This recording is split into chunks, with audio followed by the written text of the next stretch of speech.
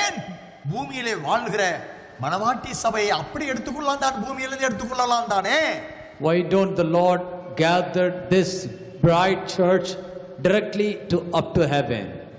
அவர்களை ஏன் தேவனுடைய சாயல், தேவனுடைய மகிமை, தேவனுடைய மறுரூபம் ஏன் அடைய வேண்டும்? Why they need to wear and get the glory of the Lord, of becoming transformed into the glory of God? அந்த சாத்தான் பூமியிலே தள்ளப்பட்ட பொழுது எபேசியர் 6 அதிகாரம் 12 13 வசனம் முடியாய் வான மண்டல பொல்லாத ஆவியின் சேனையுடன் போராட்டம் உண்டு, தீங்கு நாட்களில் அவனை எதிர்த்து நிற்கத்தக்கதா தேவன் சர்வாயுத வர்க்கத்தை தரித்துக் கொண்டால் நில்லுங்கள் என்று சொல்லுகிறார். According to book of Ephesians chapter 6, we can find that you need not to wrestle against flesh and blood, but against principalities, powers, against the rulers of the darkness of this age, against spiritual hosts of wickedness in the heavenly places.